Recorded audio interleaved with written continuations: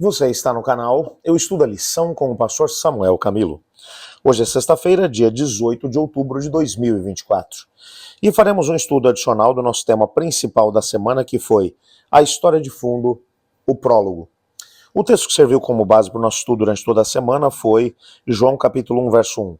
No princípio era a palavra estava com Deus e a palavra era Deus. Bem, o nosso guia de estudos, ele vai trazer para a gente aqui 3 textos. O primeiro deles do livro Mensagens Escolhidas, volume 1, na página 210, e o segundo texto do livro Caminho a Cristo, nas páginas 26 e 27. Se me permite, eu gostaria de compartilhar com você aqui os textos, nós vamos ler o texto, vamos conversar um pouquinho sobre eles, ok? O primeiro texto, portanto, do livro Mensagens Escolhidas, volume 1, na página 210. O Senhor Jesus Cristo, o divino Filho de Deus, existiu desde a eternidade como pessoa distinta, mas um com o Pai. A luz e glória, na verdade, de que Cristo era um com o Pai antes de terem sido lançados os fundamentos do mundo. Essa verdade, infinitamente misteriosa em si, explica outros mistérios e verdades de outros modos inexplicáveis, ao mesmo tempo que se reveste de luz inacessível e incompreensível. Quando você vai olhar aqui para esse texto, você percebe o seguinte: Cristo Jesus, à semelhança daquilo que João vai mencionar no capítulo 1, Cristo Jesus teve uma existência eterna junto com o Pai. Nós nunca teremos a possibilidade de poder entender completamente isso, como mencionamos durante a semana. Tente imaginar a eternidade, como mentes finitas são capazes de poder entender alguma coisa que é completamente infinita.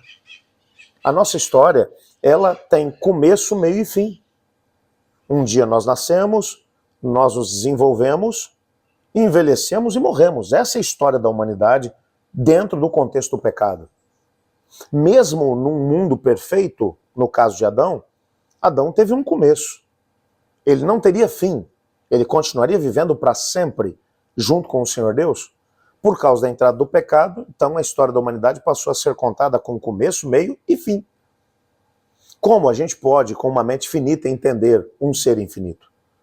A Bíblia tenta explicar isso para a gente, nos mostrando que Deus é o Criador do tempo. A noção que temos de dias, meses, anos, é uma noção que foi criada por Deus. Por causa dos movimentos planetários, nós temos a noção de tempo. Entretanto, Deus está acima dessa noção de tempo. Por isso a Bíblia vai dizer que Ele é eterno. O que é a eternidade? Como a gente pode contar a eternidade? Como é possível contar a eternidade? Para um ser que não tem começo e também não tem fim. A não ser entendendo que Deus está acima dessa noção de tempo, nós não somos capazes de compreender absolutamente nada em relação a isso. Mas a Bíblia vai mencionar que quando nada havia sido criado, o Senhor Jesus já existia junto com o Pai e o Espírito Santo. A Trindade Divina lá estava. Pai, Filho e Espírito Santo vivendo numa íntima união. Como é que funcionavam as coisas nessa perspectiva? Não fazemos a mínima ideia, porque isso não foi revelado a nós. A única coisa que sabemos é, antes que qualquer coisa criada existisse, Deus já estava lá. Tudo surge a partir dele. Ele é o start da vida no universo. Qual é o tamanho do universo? Faça essa pergunta a um astrônomo. E ele vai olhar para você e vai dizer, não faço a mínima ideia.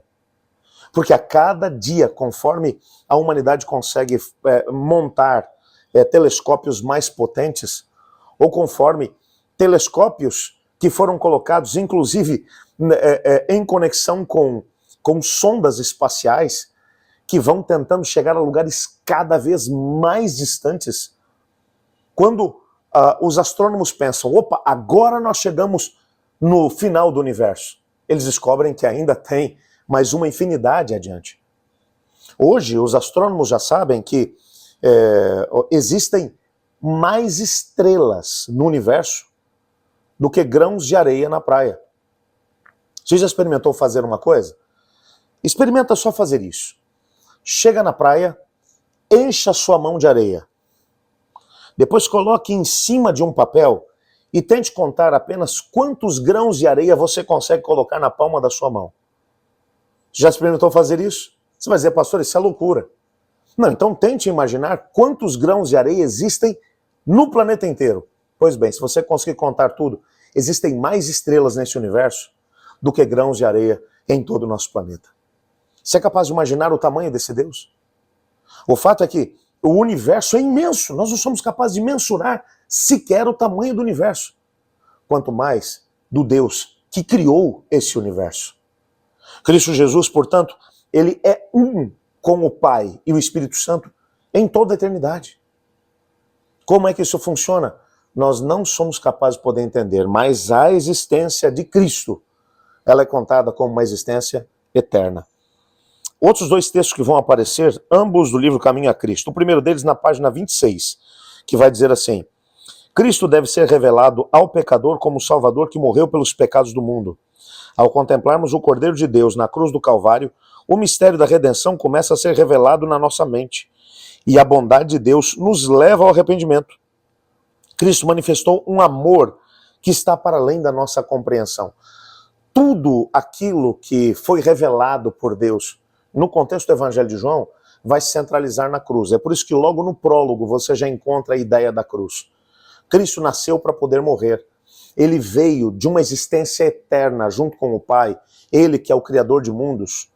Ele veio, tornou-se um de nós com um propósito: morrer. A glória de Cristo está na morte. Por isso, é olhando para a cruz de Cristo que nós somos salvos. Aquele que crer no Senhor será salvo. Por isso, a cruz de Cristo é o centro da nossa crença. A cruz de Cristo deve ser o elemento que converge todos os olhares da humanidade. Cada pregação, cada ensino da palavra deve fazer com que as pessoas olhem para a cruz. Você quer saber quem é Deus? Olha para a cruz. Quer saber até onde vai o amor de Deus? Olha para a cruz. Quer saber se Deus tem interesse em você em relação ao futuro? Olha para a cruz. É na cruz que encontramos todas as respostas para a história da humanidade.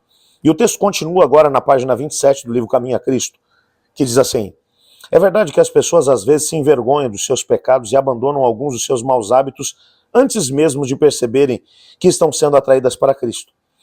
Quando, porém, elas se esforçam para mudar, como resultado de um desejo sincero de fazer o que é certo, é o poder de Cristo que está atraindo. Uma influência que elas desconsideram e atua sobre a mente. A consciência é despertada e o procedimento é aperfeiçoado. Quando Cristo as atrai, levando-as a olhar para a cruz e a contemplar aquele a quem os seus pecados transpassaram, o mandamento entra na consciência.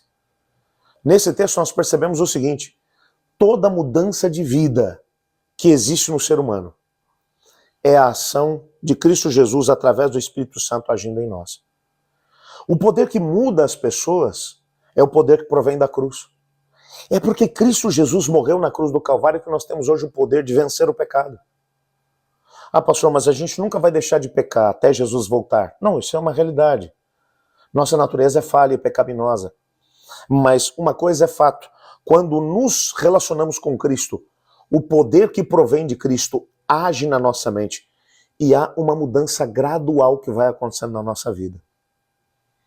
Eu me lembro que eu me entreguei a Cristo Jesus no dia 20 de setembro de 1982. De lá para cá, gente, quando olho para trás, eu percebo quantas mudanças o Senhor já operou na minha vida. Mas uma coisa também é fato: quando olho para a minha vida hoje, eu percebo que ainda tem muito trabalho para poder ser feito. Mas o poder de Deus agindo em mim já operou muitas mudanças.